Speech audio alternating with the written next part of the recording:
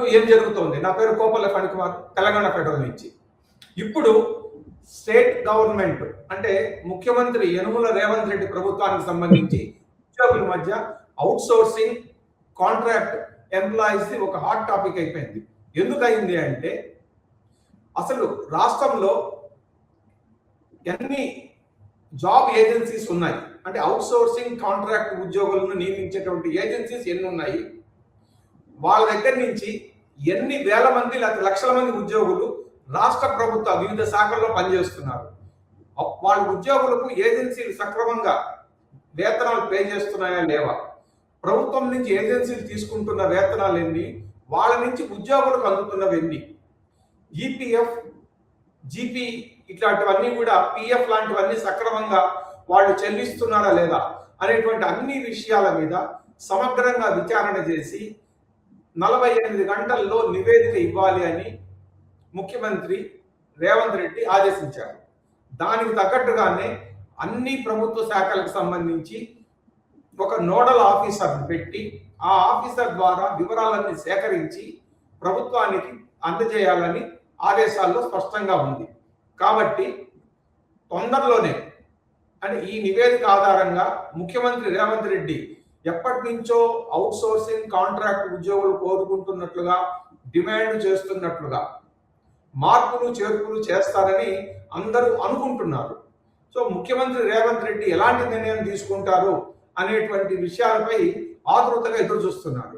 ఇప్పుడు ఈ out sourcing, contract ఉద్యోగులకు సంబంధించిన దీర్ఘకాలిక సమస్యలు, ఏజెన్సీలు అవి చేస్తున్నటువంటి అక్రమాలు, ఎందుకంటే చాలా ఏజెన్సీలు వేతనాలు సరిగా చెల్లించడం లేదని, పిఎఫ్, ఈఎస్ఐ, జీపీఎఫ్ లాంటివి వాళ్ళు నెలల ఉంచుకుంటున్నారని, వేతనాలు కూడా ప్రతి నెల చెల్లించకుండా నెలల తరబడి అట్టి పెట్టుకుని తప్పనిసరి పరిస్థితుల్లోనే ఉద్యోగులకు ఇస్తున్నారు అనేటువంటి చాలా ఆరోపణలు ఉన్నాయి. ఈ ఆరోపణలను, పరిష్కారాలను ఇవన్నీ మనతో చర్చించడానికి అవుట్ సోర్సింగ్, కాంట్రాక్ట్ ఉద్యోగుల జేఏసీ చైర్మన్ పులి లక్ష్మయ్య గారు తెలంగాణ ఫెడరల్ కు ముఖ్య అతిథిగా వచ్చారు. లక్ష్మయ్య గారు నమస్తే సార్. నమస్కారం సార్. అంటే ప్రభుత్వం నుంచి వచ్చినటువంటి ఆదేశాలు ఏమిటి, మీరు సుదీర్ఘ కాలంగా ఎదుర్కొంటున్న సమస్యలు ఏమిటి, ఏజెన్సీల పాత్ర ఎంతవరకు ఉంది, ఇవన్నీ వివరిస్తారా?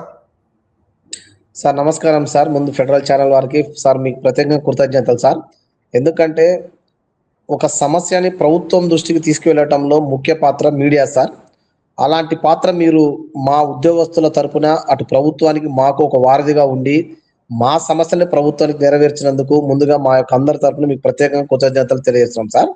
అయితే ముఖ్యంగా సార్ రాష్ట్రంలో సుమారుగా 5 లక్షల మంది పైచిలకు అవుట్ సోర్సింగ్ ఉద్యోగస్తులు పనిచేస్తా ఉన్నారు సార్. వాళ్ళకు రకరకాల పేర్లు పెట్టారు సార్. డైలీ వేజ్ అని, పార్ట్ టైం అని, ఫుల్ టైం అని, గెస్ట్ లెక్చర్లు అని, చెక్ పేమెంట్ అని చెప్పి ఈ రకరకాల పేర్లతోని దోపిడీ చేసుకున్నటువంటి వ్యవస్థ ఈ అవుట్ సోర్సింగ్ వ్యవస్థ సార్. అయితే దీని మీద మేము తెలంగాణ ఉద్యమం గాంచి ముందుగాంచి తర్వాత కానీ అనేక ఉద్యమాలు చేసినాం సార్. దీనికి 2023 ఇదే నెలలో జూలై 23వ తారీఖున మొట్టమొదటిసారిగా జేఏసీ ఏర్పాటు చేసుకున్నాం సార్. ఇదే రోజున. ఈరోజు మాకు సంతోషం సార్, మీతోని మేము ఈ వార్త పంచుకుంటున్నందుకు. ఇప్పటికి 3 సంవత్సరాలు అయింది రాష్ట్ర అవుట్ సోర్సింగ్ జేఏసీ ఏర్పడి. ఎందుకు ఈ జేఏసీ ఏర్పడింది అంటే సార్, అనేక సమస్యలతోని సతమవుతా ఉన్న ఆర్థిక భారంతోని, ఆత్మగౌరవం లేకుండా, ఒక భద్రత లేని భావంతోని, కుటుంబాలకు రక్షణ లేకుండా జీవిస్తున్నటువంటి మేము ఒక జేఏసీ ఏర్పాటు చేసుకొని ఇవాళ ప్రభుత్వం మీద మేము ఇవాళ ధర్నాలు చేసినాం సార్, రౌండ్ టేబుల్ సమావేశం చేశాము, నిరసనలు చేసినాము, లాస్ట్ కి భిక్షాటన కార్యక్రమం కూడా చేయటం ద్వారా ప్రభుత్వం ఈ రోజు ఈ యొక్క మా సమస్యను అర్థం చేసుకొని ముఖ్యమంత్రి గారు ఒక మీటింగ్ పెట్టడం జరిగింది సార్. ఉన్నతాధికారులతో మీటింగ్ పెట్టారు. ఈ ఉన్నతాధికారుల మీటింగ్ లో అనేక విషయాలు అసలు బయటకు వచ్చినాయి సార్. అసలు మేము రాష్ట్రంలో మేము అనుకున్నట్టుగా ఒక 1500-2000 ఏజెన్సీలు ఉంటాయి అనుకున్నాము. కానీ 4800 ఏజెన్సీలు ఉన్నట్టు అధికారులు ప్రభుత్వానికి, ముఖ్యమంత్రి గారికి నివేదిక అందించారు. అధికారికంగా రిజిస్ట్రేషన్ అయ్యి గవర్నమెంట్ లో అవుట్ సోర్సింగ్ ఉద్యోగస్తులని చేస్తున్నటువంటి ఏజెన్సీలు ఇవి పూర్తిగా.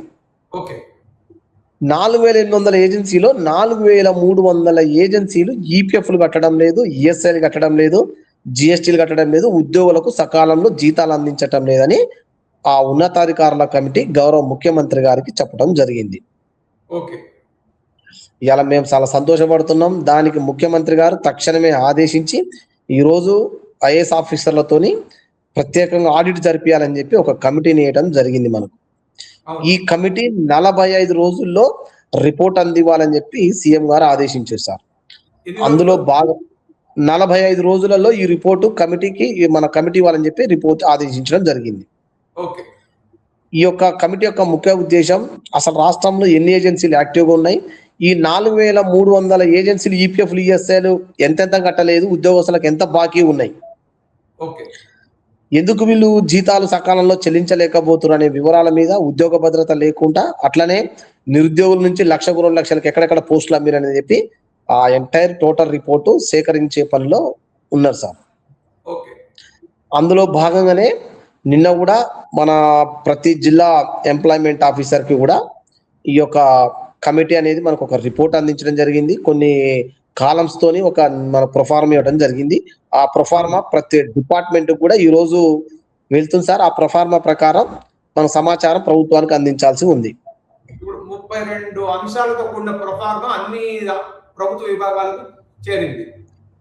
డిస్ట్రిక్ట్ ఎంప్లాయ్మెంట్ ఆఫీసర్ కి వెళ్ళింది సార్. డిస్ట్రిక్ట్ ఎంప్లాయ్మెంట్ ఆఫీసర్ నుంచి ఇక జిల్లాలో ఉన్న అన్ని ఆఫీసులకు ఎక్కడెక్కడ అవుట్ సోర్సింగ్ పనిచేస్తారో వాళ్ళ ద్వారా ఈ రిపోర్ట్ వెళ్తుంది సార్ మనకు. అది ఒకటి. ఆ ప్రొఫార్మాలో రెండు ఏమేమి ఉంటాయి చెప్తారా?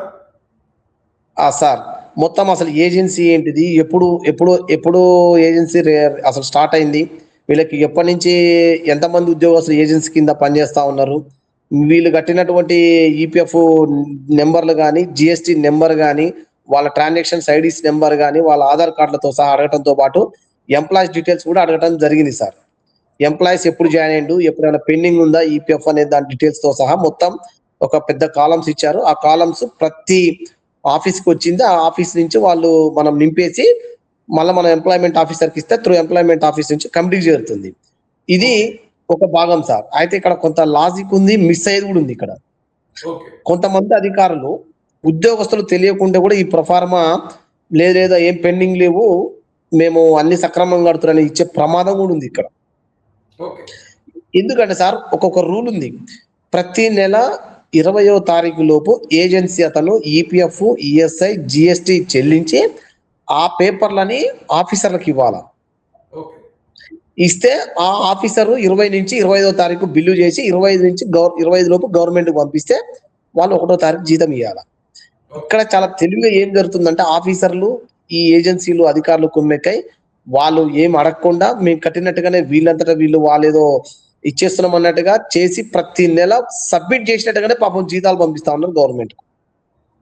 ఓకే. అలాంటి అక్రమాలు మళ్ళీ జరుగుతాయి కాబట్టి మేము కూడా ఒక ఆలోచన చేసుకున్నాం. రాష్ట్ర కమిటీ జేఏసీ ఆధ్వర్యంలో, జిల్లా జేఏసీ కమిటీ ఆధ్వర్యంలో ప్లస్ ఉద్యోగ సంఘ నాయకులందరూ కూడా మేము తెలియజేసినాం. మీరు కూడా మీ డిపార్ట్మెంట్ లో కానీ మీ ఉద్యోగస్తులకు ఎక్కడైనా ఈపీఎఫ్ కానీ, ఈఎస్ఐ కానీ, జిఎస్టీలు కానీ, ఉద్యోగ భద్రత ఎక్కడ ఉందో మీరు కూడా తక్షణం వెళ్ళి ఆ కమిటీకి రిపోర్ట్ ఇవ్వమని చెప్పి మేము కూడా రాష్ట్ర జేఏసీ నుండి ఉద్యోగస్తులకు మేము మొన్న పోయిన వారం కూడా ఆదేశాలు ఇవ్వడం కూడా జరిగింది. అవి మాకు కమిటీ కూడా ఇస్తూనే ఉన్నారు సార్.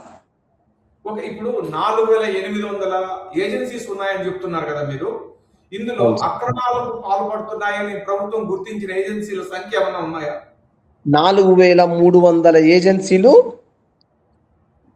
ఉద్యోగస్తులకు ఈపీఎఫ్, ఈఎస్ఐ జీతాలు సకాలంలో అందించట్లేదని రిపోర్ట్ ఇచ్చింది. అయితే వాటి పూర్తి వివరాలు ఇప్పుడు ఈ కమిటీ సేకరిస్తుంది సార్. ఇప్పుడు అన్ని వేల ఏజెన్సీలు ఉద్యోగులకు చెల్లించాల్సినటువంటి ఏది చెల్లించటం లేదు అంటే ఉన్నతాధికారులకు తెలియకుండానే వాళ్ళ మద్దతు లేకుండానే ఉంటాయి, అవన్నీ జరుగుతాయా? అస్సలు సార్ దీంట్లో ఉన్నతాధికారులది హస్తం అనేది 100కు 100% ఉన్నది సార్. మేము అంటున్నాం కదా సార్, అందుకే ఒక ఏజెన్సీ వాడు 20వ తారీఖు వరకు ఖచ్చితంగా ఈపీఎఫ్, ఈఎస్ఐ, జిఎస్టి చెల్లించినట్టు పేపర్ ఇస్తేనే బిల్లు చేయాలి సార్. ఓకే. కానీ ఇక్కడ బిల్లు వాళ్ళు చెల్లించకుండా కూడా బిల్లులు చేస్తా ఉన్నారు. కారణం ఏంటంటే 2 రకాలుగా ఉంది ఇక్కడ. ఒకటి, మాకు బిల్లు లేట్ అయితే జీతం రాదు, అదొక సమస్య ఏర్పడుతుంది. అందుకే ఇక్కడ ఏం జరుగుతా ఉందంటే ముందైతే బిల్లులు పంపేయండి అని చెప్పి బిల్లులు పంపేయటం, జీతాలు వచ్చిన తర్వాత కూడా ఉద్యోగస్తుడికి ఈపీఎఫ్, ఈఎస్ఐ అకౌంట్ లేకపోవటం. మొన్న కూడా సార్ ఇప్పుడు కూడా 1వ తారీఖు జీతం వచ్చినా కూడా కొన్ని ఏజెన్సీలు ఇంకా జీతాలు ఇవ్వలేదు ఉద్యోగస్తులకి. మనం ఏమన్నా అడిగితే ఉద్యోగాలు తీసేసే పరిస్థితి ఉన్నది. ఏజెన్సీలు భయపెడతా ఉన్నాయి. నువ్వు నా ఫోన్ చేసి జీతం అడుగుతావా, ఆ ఉందాం వద్దనుకుంటున్నావా, ఉందాం అనుకుంటున్నావా అని జీతాలు తీసేస్తారని ఒక భయభ్రాంతులకు మా ఉద్యోగస్తులు ఉన్నారు కాబట్టి ఇన్ని రోజులు వీళ్ళ ఆటలు అనేది సాగినాయి సార్. ఎట్టి పరిస్థితుల్లో ఇక్కడ ప్రభుత్వం కూడా ఒక మానవీయ కోణంలో ఆలోచన చేయండి సార్. ఇప్పుడు భూమి మీద మనం కొంత భూమి ఆక్రమించుకుంటే పెద్దగా చూపిస్తాం సార్, 100 కోట్లు జరిగింది, 50 కోట్లు జరిగింది అంట. ఇంకేదైనా జరిగితే మాఫియా అంటున్నాం, కానీ ఇక్కడ మనుషుల మీద కోట్ల రూపాయల మాఫియా జరుగుతుంది. మనుషులే చేస్తున్నారు సార్. అంటే రక్తాన్ని చిందిస్తున్నారు, ఇక్కడ రక్తాన్ని అమ్ముతున్నారు సార్, సమ దోపిడిని అమ్ముతున్నారు ఇక్కడ. అవుట్ సోర్సింగ్ ఏజెన్సీ పేరుతో మాఫియా చలామణి జరుగుతోంది అంటున్నారా మీరు? ఖచ్చితంగా సార్. ఏజెన్సీలు అనే మాఫియా అనేది అవుట్ సోర్సింగ్ ఉద్యోగస్తుల మీద కొన్ని వందల కోట్ల రూపాయలు ఇలా అక్రమంగా సంపాదిస్తున్నారు. 4300 ఏజెన్సీలు కట్టలేదంటే ఏం సార్ అర్థం? ఒక ఉద్యోగస్తుడికి EPF 13 + 12 25% EPF, 4% ESI, 18% GST sir. అంటే సుమారుగా 40% ఒక ఉద్యోగస్తుడి మీద లాభం జరుగుతుంటే ఇక వందల కోట్ల రూపాయలు సంపాదించుకుంటే కదా సార్ అక్రమంగా ఈ విధంగా. ఇప్పుడు ఇలా ఏజెన్సీలు ఉన్నతాధికారులు కలిసి అవుట్ సోర్సింగ్ కాంట్రాక్టుల్లో ఉన్న లక్షల మందిని ఇబ్బంది పెడుతున్నాయని తెలిసినప్పుడు మరి ప్రజాప్రతినిధులు, మంత్రులు ఏం చేస్తున్నారు? వాళ్ళకి బాధ్యత లేదా? ఖచ్చితంగా ఇందులో ఉన్న ఒక పెద్ద విషయం ఏంటంటే సార్, ఈ ఏజెన్సీ నడపడంలో ఉన్నతాధికారులు ఉన్నారు, ముఖ్యంగా రాజకీయ నాయకులు వర్గాలు కూడా పూర్తి స్థాయిలో ఉన్నాయి సార్. వాళ్ళ అనుచరులు, రాజకీయ నాయకులు అనుచరులే దీన్ని నడిపిస్తా ఉన్నారు సార్. అందుకే మేము దీని మీద పెద్ద ఎత్తున పోరాటానికి దిగినాం. ఇవాళ పోయిన ఫిబ్రవరి మార్చిలో ఇందిరా పార్క్ వేదికగా అతి పెద్ద మహాధరణ నిర్వహించినాం సార్. ఓకే. ఈ మాఫియాని ఎట్టి పరిస్థితుల్లో మేము రాష్ట్రంలో ఉన్న అవుట్ సోర్సింగ్ ఉద్యోగస్తులు అందరము రాష్ట్ర జేఏసీ నాయకత్వంలో ఏం జరిగినా అడ్డుకుంటాం. ఈ విషయాన్ని గౌరవ ముఖ్యమంత్రి గారు కూడా మేము సానుకూలంగా ఈ విషయాన్ని అర్థం చేసుకొని ఏజెన్సీలను రద్దు చేస్తారని చెప్పి మేము భావిస్తా ఉన్నాం. ఒకవేళ ముఖ్యమంత్రి గారు కనుక మళ్ళా ఏజెన్సీలను రెన్యువల్ చేయకుండా ఇదే ఏజెన్సీ మాఫియా నడిపిస్తా అంటే మాత్రం ఎట్టి పరిస్థితుల్లో 5 లక్షల మంది అవుట్ సోర్సింగ్ ఉద్యోగస్తులు, వాళ్ళ కుటుంబ సభ్యులు ఎదురు తిరుగుతారు సార్. మొత్తం దూరం కూడా అయ్యే అవకాశం ఉన్నది. ఇప్పుడు ప్రభుత్వానికి అందబోయే రిపోర్టు సక్రమమైన రిపోర్ట్ గానే ఉంటుందని మీరు అనుకుంటున్నారా? అదే సార్, ఈ ఉన్నతాధికారుల నుంచి వచ్చే రిపోర్టు చాలా స్పష్టంగా రాదు సార్. మేమేమంటున్నాం అంటే అందుకే ఆ రిపోర్ట్ తో పాటు మా ఉద్యోగస్తులు కూడా రిపోర్ట్లు అందజేయటం స్టార్ట్ చేశారు సార్. రిపోర్ట్స్ కూడా ఆల్రెడీ మా ఉద్యోగస్తులు పోయిన వారం నుంచి రిపోర్ట్లు ఇస్తా ఉన్నారు. ఇరిగేషన్ శాఖలో 14 నెలలు జీతం రాకపోతే పోయిన వారము వాళ్ళు రిపోర్ట్ వెళ్ళి అధికారులకు ఇచ్చారు సార్. అధికారులకు పోయిన వారం ఇయ్యగానే ఈ వారం జీతం వచ్చింది సార్. 14 నెలల జీతం పడ్డది సార్ నిన్న వాళ్ళకు. అవునా? అంటే వాళ్ళు సుమారుగా ఒక 100 మందో 80 మందో ఉన్నారు సార్ సుమారుగా. వాళ్ళు ఒక యూనిట్ వైజ్ గా అందరికి కూడా కమిటీకి పోయిన వారం కలవగానే ఈ వారం జీతం పడ్డది. అందుకే మేము ఆ ఉద్యోగస్తులు స్పష్టంగా చెప్పినాం, అధికారులతో పాటు మన ఉద్యోగస్తులు కూడా ఏ సమస్య ఉన్నా కూడా వెళ్ళి ఖచ్చితంగా అధికారులను కలవమని చెప్పి మేము కూడా మా ఉద్యోగస్తులు తెలియజేయడం. మా ద్వారా కూడా కమిటీకి ఖచ్చితంగా రిపోర్ట్ వెళ్తుంది సార్ పూర్తి స్థాయిలో. ఇప్పుడు మీరు ఇచ్చే రిపోర్ట్ ప్రభుత్వం గుర్తిస్తుందా? ఎందుకంటే ప్రభుత్వం కమిటీ, అందుకే సార్ ఇప్పుడు కమిటీ చేసిన రిపోర్టు 40 రోజుల తర్వాత బయటకి ఇస్తారు కదా సార్. అందులో నిజ నిజాలు అనేది వాళ్ళు కనుక పూర్తి స్థాయిలో నిజ నిజాలు తెలియకపోతే మేము ఇచ్చిన రిపోర్ట్ కూడా బయట పెడతాం సార్ ఖచ్చితంగా. ఎందుకంటే ఇక్కడ ఉద్యోగస్తులకు మేలు జరగాలి, ప్రభుత్వం ఒక మంచి నిర్ణయం తీసుకోవాలంటే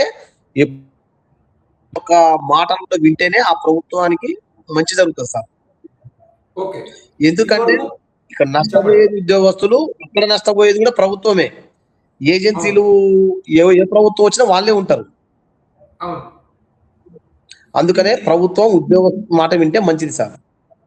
ఇది వరకు మా ఉద్యోగ సంఘ నేతలతో మాట్లాడినప్పుడు లేకపోతే ఉన్నతాధికారుల సమావేశంలో కానీ ముఖ్యమంత్రి రేవంత్ రెడ్డి ఒక మాట చెప్పారు. అవుట్ సోర్సింగ్ కార్పొరేషన్ వాళ్ళకి అందరి కోసం, కాంట్రాక్ట్ ఉద్యోగుల కోసం ఎక్స్క్లూజివ్ గా ఒక కార్పొరేషన్ పెట్టాలని, ప్రతి నెల 1వ తేదీ వాళ్ళకి ఉద్యోగాలు ఇవ్వాలని, అట్లా ఇవ్వని శాఖాధిపతుల మీద యాక్షన్ తీసుకోవాలని ఇట్లా రకరకాలుగా చెప్పారు. ఈఎస్ఐ, పిఎఫ్, జిపిఎఫ్ ఇవన్నీ కూడా రెగ్యులర్ గా వెయ్యాలని. అసలు అవి ఏమైనా అమలు అవుతున్నాయి? ఆదేశాలు ఇచ్చి కూడా దాదాపు నెల అవుతుంది. అదే సార్, యాక్చువల్ గా ఆ విషయంలో ఇప్పుడైతే శాలరీల విషయంలో మాత్రం దాదాపు ఉన్నతాధికారులు అయితే శాలరీ విషయంలో కదిలిరు సార్. రేపు ఆగస్టు 1 వస్తే మనకు ఇది ఎంతవరకు అమలైంది అనేది రేపు ఆగస్టు 1 తారీఖు అర్థమైంది. 50% మాత్రం ఉద్యోగస్తులు 1వ తారీఖే జీతాలు పడ్డాయి. ఓకే. ఇంకా మిగిలిన 50% పడలేదు. వాళ్ళందరూ శాఖాధికారులకు కూడా మళ్ళీ మీటింగ్ పెట్టి కూడా కొంచెం హెచ్చరించక జారీ చేసింది.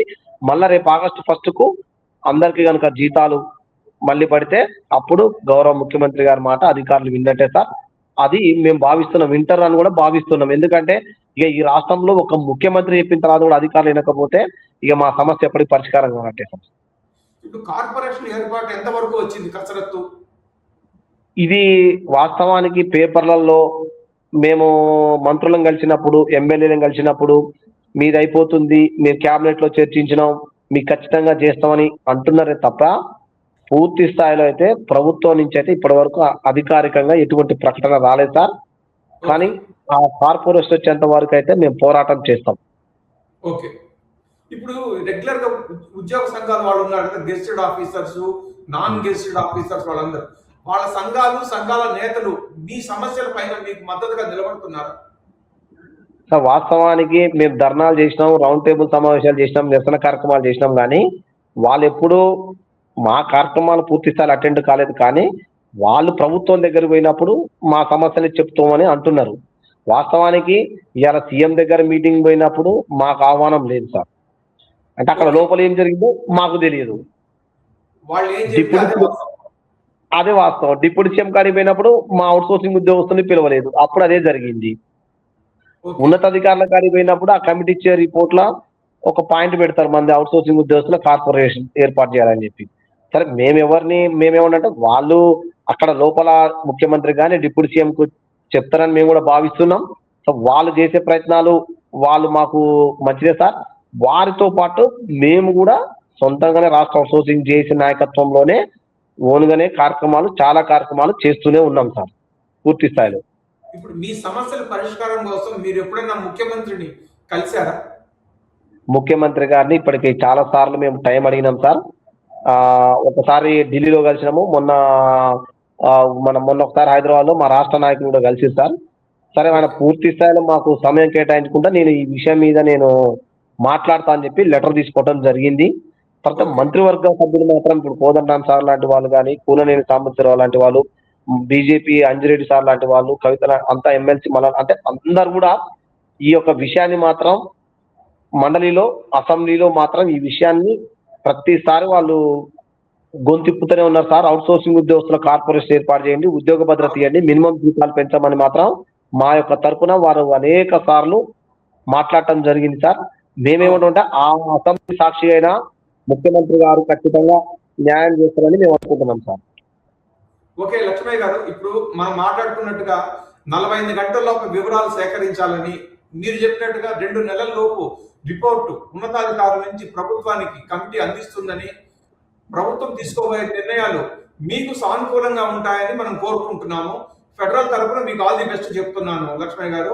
మీరు మాకు సమయం ఇచ్చినందుకు ధన్యవాదాలు. మళ్ళీ మరో సమస్యతో మళ్ళీ మనం కలుద్దాం. Thank you sir. ధన్యవాదాలు సార్.